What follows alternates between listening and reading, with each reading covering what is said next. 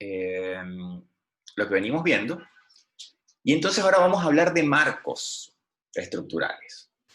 Antes nosotros veníamos con vigas y ya sabemos entonces qué pasa con las vigas y con las vigas inclinadas, ¿verdad? Eh, Vamos a ver ahora que los marcos los podemos entender como si fuesen vigas, digamos, concatenadas unas con otras, solamente que vamos a decir que las vigas van a seguir aquí siendo vigas, horizontales me refiero, y que ahora las columnas las podemos entender como si fuese una viga, pero puesta vertical, ¿sí? Que en este caso se llaman columnas. Esto parece bastante obvio, pero al final, matemáticamente, una viga, una columna son iguales, ¿sí?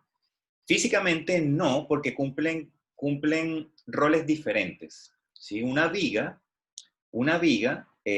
usualmente está soportando pesos que van en el sentido de la gravedad, o fuerzas que van en el sentido de la gravedad, ¿sí? Por lo tanto, uno llama que son elementos que soportan cargas gravitacionales, digamos, masas en general. Por lo tanto, esas vigas tienden a tener esfuerzos dominantes, ¿verdad? De flexión y de corte.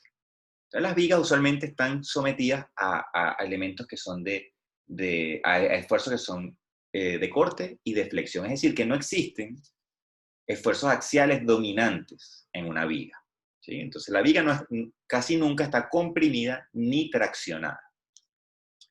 Pero las columnas es lo contrario.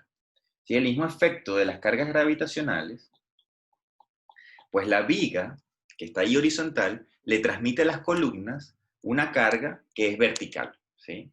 Entonces esa carga vertical, digamos, pueden entender esa viga que está arriba como si fuese incluso un problema de esta naturaleza, ¿sí? Una viga simplemente apoyada, y ahora se imaginan que este apoyo está ubicado pues al final de una columna, ¿no?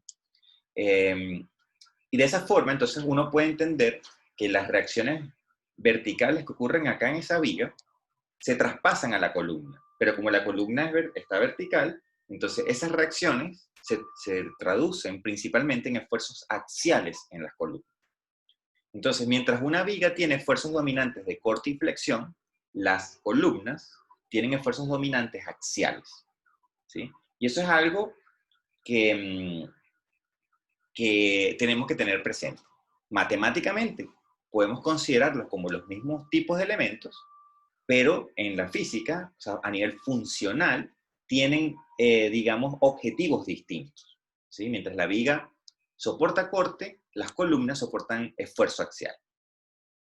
Y eso cambia cuando los sistemas de marcos los excito lateralmente, ¿sí? Entonces, cuando yo ahora a un marco lo empiezo a empujar por un lateral, puede ser a causa de viento o puede ser a causa de un sismo, que en verdad la fuerza se induce en la parte inferior, donde está pegada la estructura al suelo, pero es una fuerza horizontal principalmente.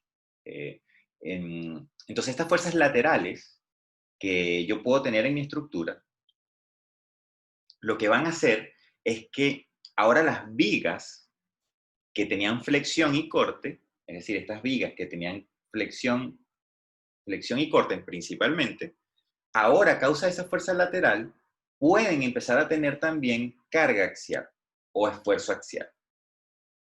Por el contrario, las columnas, que principalmente tienen carga axial, entonces cuando están sometidas a unas fuerzas laterales, ahora esas columnas empiezan a tener cierto nivel de flexión y cierto nivel de esfuerzo cortante.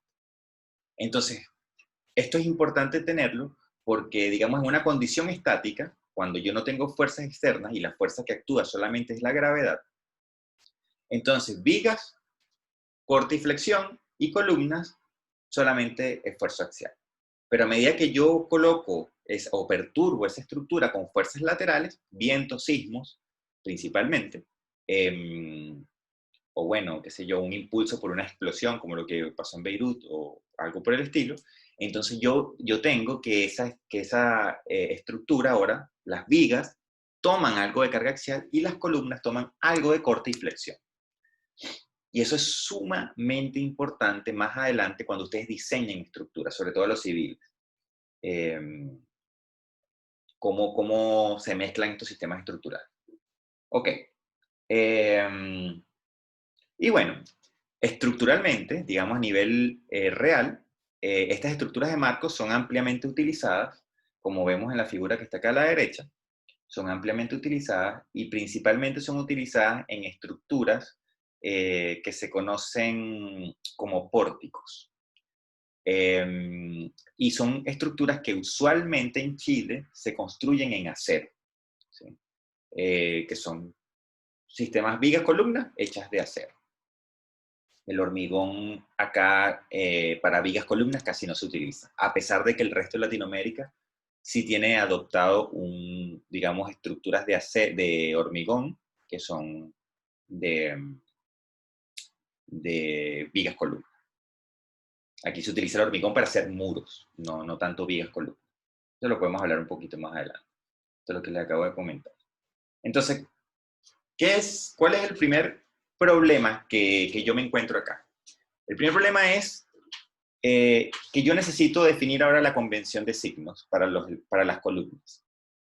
La convención de signos, yo la voy a dibujar acá, es el mismo recuadro rojo que está acá abajo, pero la convención la convención de signos para las vigas tomaban estas direcciones, ¿no? Esto era el esfuerzo axial, el corte y la flexión. ¿Sí? Aquí tengo el corte, el axial y la flexión. Y esto es, la convención de signos para un elemento, digamos, de viga. ¿Sí? Sería como este elemento que yo estoy extrayendo de la viga. Si yo ahora extraigo un elemento de la columna, ¿sí? Por ejemplo, un elemento de esta columna de acá, yo tengo que ser consistente con mi convención de signos de la viga. Eso significa que yo tengo que agarrar esta convención de signos, la voy a achicar un poco, y la voy a tener que rotar. ¿Sí? Y ahí la roto, y yo digo, esa va a ser mi convención de signos entonces para la columna. Pero fíjense algo interesante, yo puedo rotar la convención de signos, ¿verdad? De la viga, yo la puedo rotar en una dirección o en otra. Voy a colocar acá esto rotado hacia el otro lado, para que ustedes vean la diferencia. ¿Sí? Es la misma convención de signos de la viga, solamente que en un caso la rota así, en el otro caso la rota así. Pero es la misma convención de signos. Fíjense lo siguiente, voy a cambiar de color.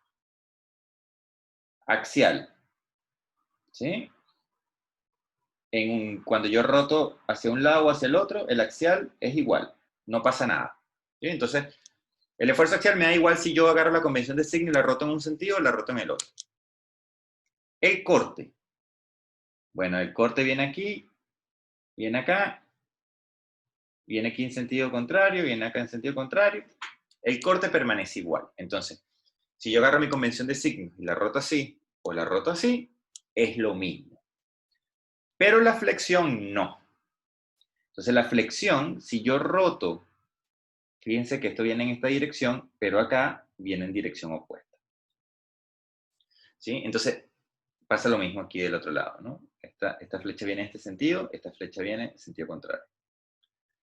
Entonces esto es muy importante porque la convención de signos, que es esta que está aquí abajo, ¿verdad? Que es la de viga, yo la puedo entonces, para adaptársela a la columna, yo tengo que decidir si eso lo voy a rotar así o la voy a rotar así.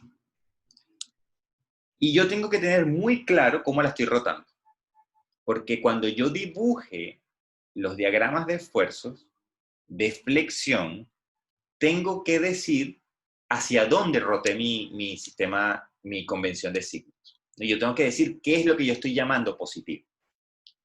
Entonces, se hace necesario cuando yo trabajo con vigas y columnas, sobre todas las columnas, decir o digamos acostumbrarse a que cuando yo dibujo un diagrama, yo digo con las flechitas, yo debería dibujar cuál es la convención de signos que yo estoy utilizando. ¿Sí? Entonces, cada vez que yo hago un diagrama de esfuerzo, yo debería colocarle el dibujito de la convención de signos que yo estoy tomando. Y eso es algo que nosotros vamos a tener que acostumbrarnos de aquí en adelante, y es algo que vamos a empezar a evaluar nosotros de aquí en adelante, ¿sí? En las tareas y en los controles. Que cuando ustedes reporten los esfuerzos, tienen que reportar la convención de signos que están utilizando. Ok. Una cosita por aquí adicional. Bueno, ¿cómo obtengo yo los esfuerzos internos de un marco? Igual que como una viga. Yo tengo que agarrar mi sistema estructural, lo secciono en la viga, en la columna, encuentro el esfuerzo para la sección respectiva, después secciono la viga y después secciono la otra columna. Con la salvedad de que yo tengo que ir respetando los diagramas de cuerpo libre, ¿verdad? Entonces, si yo separo, por ejemplo, acá la viga, pues entonces obtengo, voy a quitar esto de aquí. Si yo separo la viga, obtengo entonces este diagrama de cuerpo, no es, o sea, esa separación con esos esfuerzos internos, no es un diagrama de cuerpo libre porque tiene las reacciones puestas, ojo. Entonces tiene los vínculos dibujados. Si yo entonces, por el contrario, hago una separación acá, pues entonces obtengo estos esfuerzos que están allí, ¿no? Y tengo que asumir eh, la convención de signos de viga, pero volteada de alguna de las dos formas. Y yo también puedo, ¿verdad? Seccionar esta parte que está acá, ¿verdad? La columna de la derecha. Y la columna de la derecha, entonces yo tengo, digamos, esos esfuerzos internos, respetando la convención de signos, volteada en alguna u otra dirección. Ok. Entonces vamos a ver una siguiente pregunta, y es cómo calculamos el G y E de esto. Entonces, el G y E ahora se calcula dividiendo nuestro sistema de marcos en vigas y columnas. De tal manera que nosotros ahora, en vez de tener un sistema de marcos, lo que vamos a hacer es seccionar ese marco en vigas, columnas, y de tal manera que yo pueda hacer el análisis digamos, de conjunto, pero con las secciones separadas. Entonces, lo que usualmente se hace es que, por ejemplo, en este caso, donde yo tengo un sistema de marcos, dos columnas, una viga, las columnas están empotradas en la parte inferior, yo lo que voy a hacer es lo siguiente. Yo lo que voy a hacer es dividir o separar, seccionar las vigas de las columnas, justamente en el punto de unión. ¿Sí? Yo las secciono aquí y las secciono acá. De tal manera que separo las dos columnas y la viga. Pero como yo sé que la viga y la columna están rígidamente unidas, yo sé que si yo separo ese sistema allí, acá me van a aparecer tres esfuerzos internos que no conozco, ¿sí? La axial, corte y flexión. De igual manera, acá van a aparecer entonces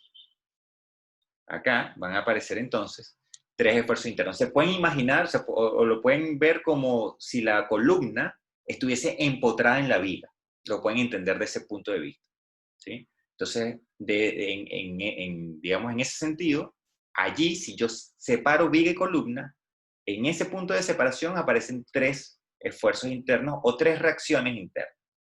Por lo tanto, en este problema, yo acá tengo tres incógnitas, los tres esfuerzos internos.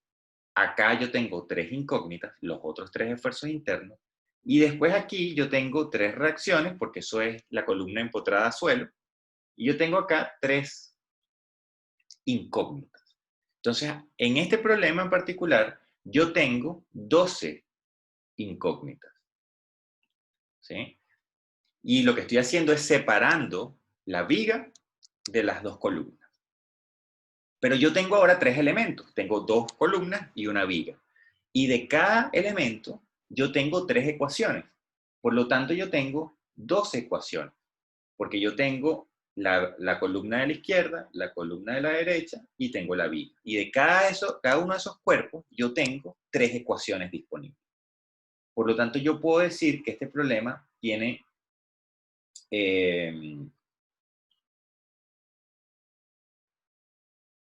perdón, no tengo dos incógnitas, nada. Tengo tres ecuaciones. Tengo tres ecuaciones por cada cuerpo. O sea, tengo sumatoria de fuerza horizontal, vertical y momento de este. Tengo las tres ecuaciones de esto, por lo tanto tengo 9 ecuaciones. ¿Sí? Tengo 9 ecuaciones, tengo 12 incógnitas. Por lo tanto, este problema es un problema hiperestático, donde tengo más incógnitas que ecuaciones, y este sistema tiene un grado de hiperestaticidad igual a 3.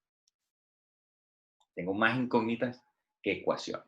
¿Sí? Si yo quisiera convertir este problema en un problema isoestático, yo lo que tengo que hacer es cambiar los vínculos, ¿verdad? De tal manera de bajar el número de incógnitas. ¿Sí?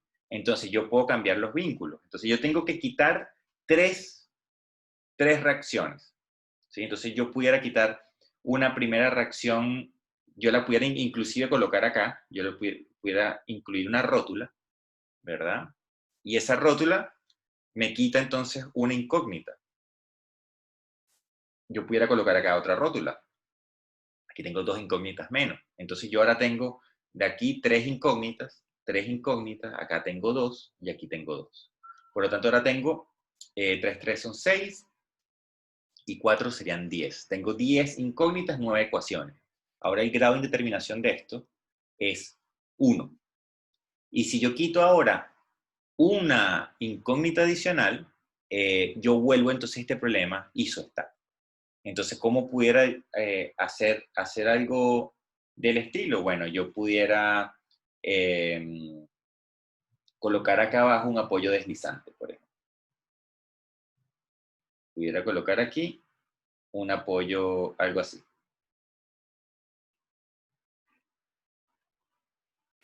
Y ahí tengo entonces una sola incógnita. ¿Sí? De tal manera que tengo una más 3 en el otro apoyo. Ahí van 4, 5, 6, 7, 8. Y sume mal. 4, 5, 6, 7, 8. Y ahora tengo 8 incógnitas, 9 ecuaciones, y ahora esto es un mecanismo. ¿Sí? Tendría yo entonces que cambiar esta articulación por algo de este estilo, para que aparezcan allí dos reacciones, y ahora sí tengo entonces un sistema que tiene dos incógnitas, aquí van 5, 6, 7, 8, 9, y tengo 9 incógnitas con 9 ecuaciones. Y este problema entonces sí es isoestático. Entonces, acá para nosotros saber si un problema es hiperestático o no, yo necesito entonces seccionar o dividir nuestro problema en vigas y columnas. ¿Sí? Nuestros marcos los tenemos que separar en vigas y columnas. Si queremos ver otro problema, ¿verdad? Vamos a ver esta estructura, que es un poquito más enredada. Y lo que yo voy a hacer es separar la columna izquierda completa, separar la columna derecha completa y dejar las tres vigas. ¿Sí? Y eso es lo que yo tengo acá del lado derecho. Tengo las tres vigas y las dos columnas. Recuérdense que para que ustedes estén seguros de que están haciendo los diagramas de cuerpo libre correctos, ustedes si ensamblan todo, deberían obtener el diagrama de cuerpo libre de la estructura original. ¿Sí? Eso siempre es lo que tienen que chequear.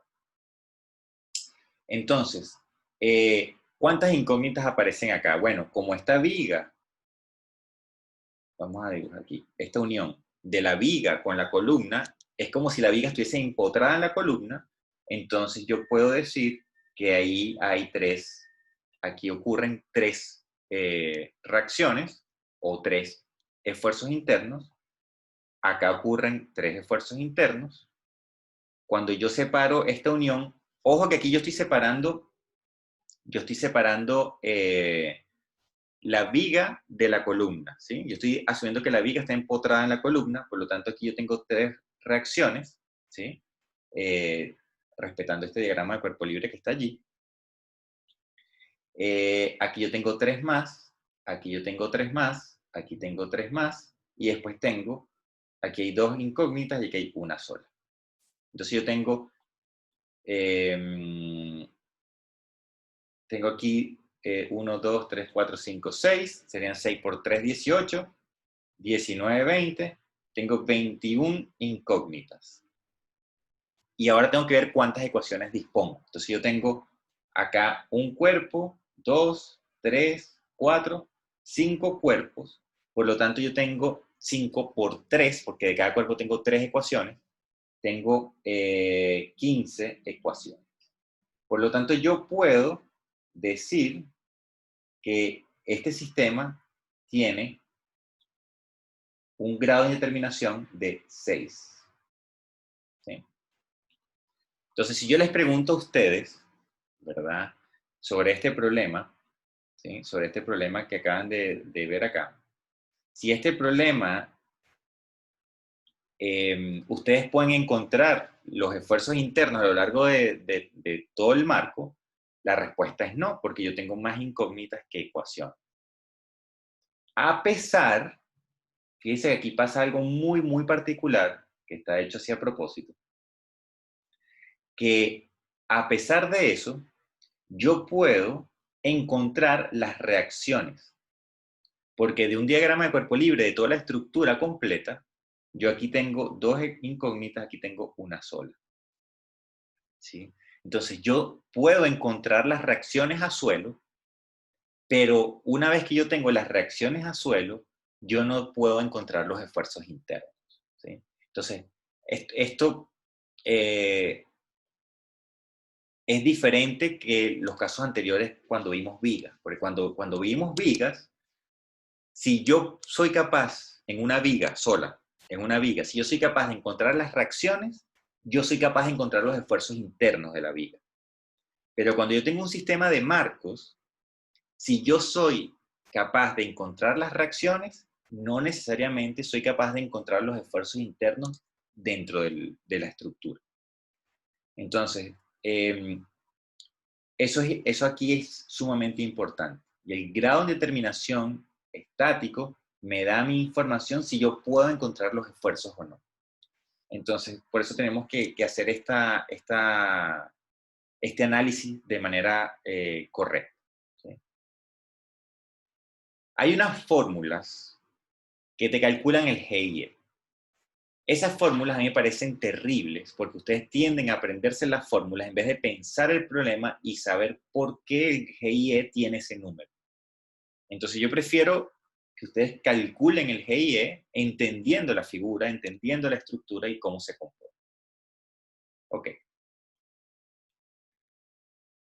Ya veo que no me va a dar mucho tiempo de hablar mucho más, pero esto es importante acá. Ok. A ver cómo se ve esto en la computadora. Ok. ¿Por qué los sistemas de marcos tienden a ser hiperestáticos? ¿Sí? Y les voy a dar entonces una argumentación aquí, una historia que yo considero que es importante. Un sistema de marcos es o debería ser usualmente hiperestático y se utiliza, entre otras cosas, porque me permite a mí estar seguro de que esa estructura, si empieza a fallar, no se convierte en un mecanismo. Vamos a ver a qué me refiero. Aquí en mi pantalla se ve terrible, pero bueno, yo espero que en sus pantallas se vea mucho mejor esta figura. Esto es una escuela que sufrió unos daños a raíz de un terremoto. Si ustedes se fijan, ¿verdad? Esta estructura es una estructura de marcos, pero de hormigón, ¿sí? No son marcos de acero, sino son marcos de hormigón. Resulta que los marcos de hormigón, cuando viene un sismo y el sismo es sumamente fuerte y rompe el marco se rompe en las uniones viga-columna. Es decir, que el daño está aquí, el daño está acá, está acá, está acá, está acá, está acá, ¿sí? Y si ustedes se dan cuenta, la columna queda prácticamente intacta, la viga queda prácticamente intacta, lo que se rompe es la unión.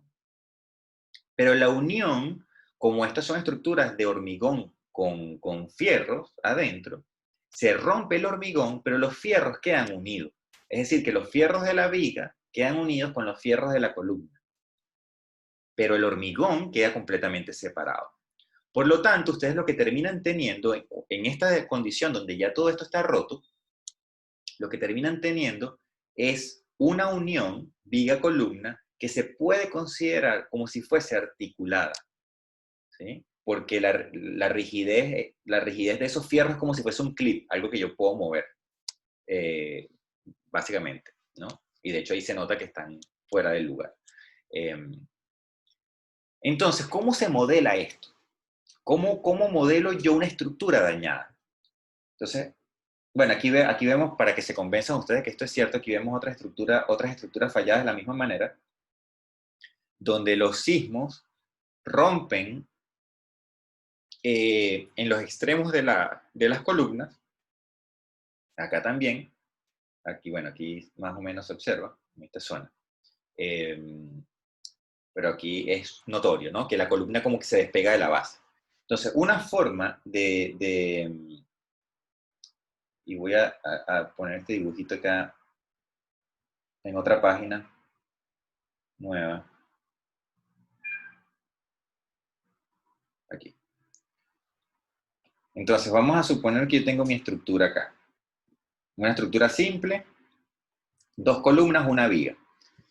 Entonces, vamos a ver qué sucede en este caso con el GIE. Entonces, el GIE. En este caso, yo lo que tengo es 3 estructuras, ¿verdad? Cada estructura por separado, 2 columnas y la viga, tienen 3 ecuaciones. Por lo tanto, yo tengo 9 ecuaciones disponibles, ¿sí? Y voy a ver cuántas incógnitas hay. Bueno, yo aquí tengo 3 incógnitas, aquí yo tengo 3 incógnitas de los empotramientos. Si yo separo esto, tengo 3 incógnitas, si separo esto, tengo 3 incógnitas. Por lo tanto, yo tengo 12 incógnitas. Entonces, a mí me da acá que el GIE es 3. Tengo un GIE, grado de determinación estático, de 3. ¿Sí? Si yo ahora a esta estructura la someto a un sismo de tal magnitud que las uniones se rompen, el hormigón se rompe, pero queda unido la columna de la viga a través de los fierros, entonces yo puedo modelar esa estructura de la siguiente manera. Yo puedo decir, entonces, que mi estructura ahora se rotula en una unión viga-columna. Y yo puedo decir que esa rótula, ¿verdad? Esta rótula que está aquí, es una forma de introducir el modelamiento de lo que sucede acá, o de lo que sucede acá, ¿sí? Es una forma de hacerlo, de manera simplificada. Entonces vamos a ver cuál es el GIE en este caso. Entonces el GIE, en este caso yo aquí tengo 3 incógnitas, 3 incógnitas, 3 incógnitas, aquí tengo 2, porque es una rótula, ¿sí? Entonces aparecen 2 reacciones nada más. Y de ahí lo que me doy cuenta es que yo tengo ahora 11 incógnitas, sigo teniendo 9 ecuaciones, y el GIE me da a mí que es 2. ¿Sí? Vamos a suponer que ahora esa estructura, el sismo hizo más daño todavía. Entonces, vamos a ver ahora que yo puedo modelar esta estructura. Ahora se dañó la otra unión columna, viga-columna. Y de aquí, entonces yo digo, esto tiene dos incógnitas, 3 incógnitas, 3 incógnitas, GIE. Bueno, ¿para qué lo vamos a calcular? Esto es 1, ¿no? Sería entonces 10 incógnitas, 9 ecuaciones, GIE me da 1. ¿Sí? Sigue siendo hiperestático.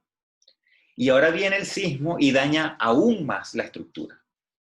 Y entonces ahora lo que se daña de la estructura,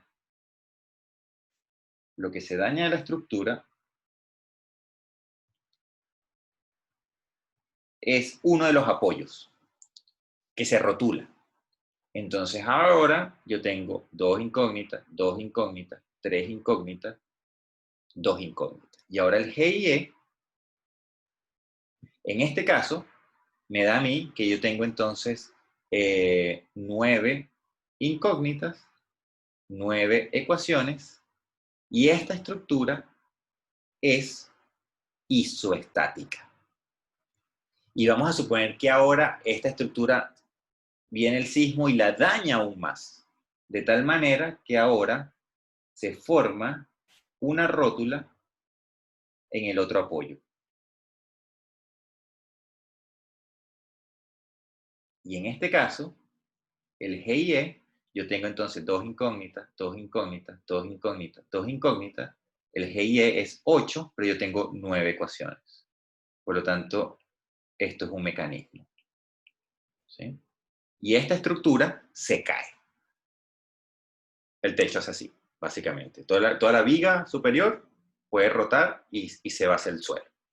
Entonces, en una estructura de marcos, el efecto o el hecho de que esas estructuras sean hiperestáticas tiene también un impacto en la seguridad que se le puede dar a los ocupantes de la estructura, en el sentido de que si viene un sismo muy superior al que, con el que se diseña, yo puedo ir teniendo mecanismos localizados, es decir, que un daño me va a colocar la estructura en una situación como esa, que un daño más grande me coloca la estructura en una situación como esa, que un daño aún más grande me coloca la estructura en una situación así, y yo tengo entonces diferentes etapas de, digamos, de magnitud de daño, que aún con ese daño yo puedo garantizar de que esa estructura no se cae porque sigue teniendo un grado de indeterminación igual a 0 o mayor.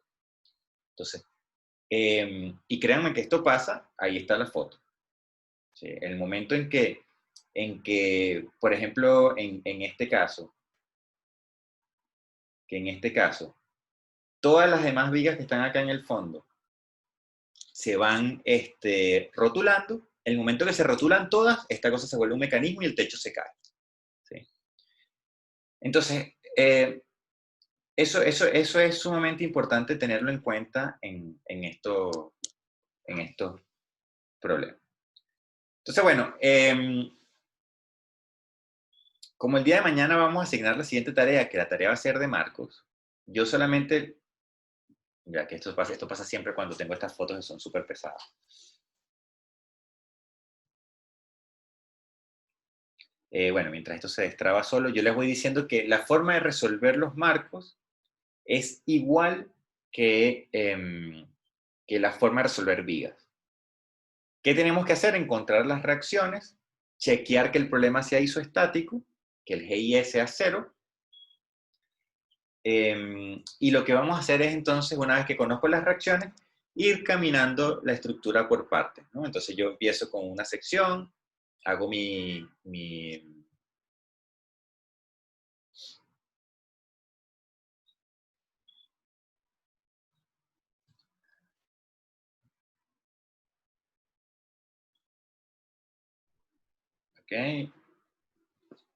ya voy a terminar acá. Ajá. A ver. Ajá.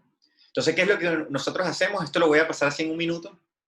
Lo voy a retomar el martes, por supuesto, pero es para que los que quieran empezar a hacer la tarea desde más temprano lo puedan hacer algo. Entonces, yo lo primero que hago es, de mi sistema, que es de marcos, yo tomo entonces, hago mi diagrama de cuerpo libre, calculo las reacciones, y una vez que calculo las reacciones, sí, que tengo las reacciones calculadas, yo entonces necesito empezar a hacer el seccionamiento del problema. Bueno, estos son el cálculo de las reacciones, ¿no? Este es el diagrama de cuerpo libre de este problema que está acá. ¿Sí? Y entonces me doy cuenta que estas son las reacciones. Y después que yo tengo las reacciones, entonces yo empiezo a separar la estructura por acá, hago mi sección AB y nada, pues entonces hago pongo mis esfuerzos en el sentido que tienen que tener, respetando la convención de signo, y hago sumatoria de fuerza horizontal vertical, lo mismo que se hacía antes, y se obtienen entonces los diagramas de esfuerzo, flexión, de esfuerzo de axial, flexión y corte. En la siguiente tramo es igual, cuando divido BC es igual, solamente que tengo que tener cuidado de que ese diagrama de cuerpo libre no puedo tener solamente la viga, sino la viga está pegada a la columna. y tengo que hacer entonces ahora la sumatoria de fuerzas en ese diagrama de cuerpo libre. Y cuando yo tengo ahora que seccionar acá la columna de la derecha, ¿sí? Yo puedo entonces trabajar, aquí está la sección del tramo CD, yo puedo trabajar con ese diagrama de cuerpo libre o puedo trabajar con el diagrama de cuerpo libre del restante de la columna de la derecha, ¿sí? Entonces yo usualmente trabajo con este porque tiene menos fuerzas involucradas, es más fácil hacer los balances. Entonces, cuando yo tengo el diagrama de cuerpo libre, ¿verdad? Que yo hago la separación, ¿sí? Si yo hago la separación acá, yo puedo trabajar con el diagrama de cuerpo libre que tengo aquí o con el diagrama de cuerpo libre que me queda acá. Cualquiera de los dos. Obviamente voy a utilizar este porque es más fácil hacer el balance de fuerzas. Y lo mismo ocurre entonces acá. Cuando yo separo la columna de la derecha, yo puedo trabajar con este diagrama de cuerpo libre o puedo trabajar con este diagrama de cuerpo libre. Trabajo con este porque es más fácil porque tiene menos fuerza. Y cuando secciono esto aquí, bueno, trabajo o con este diagrama de cuerpo libre o trabajo con este diagrama de cuerpo libre. Cualquiera de los dos en este caso tiene la misma complejidad. Entonces eso. Esto lo voy a retomar entonces la clase que viene para no extenderme tanto. Y da pie a que los que quieran empezar a hacer la próxima tarea que se asigne el día de mañana, puedan empezar a hacer algo. ¿Sí? Entonces dejamos hasta aquí la clase formal y abrimos el espacio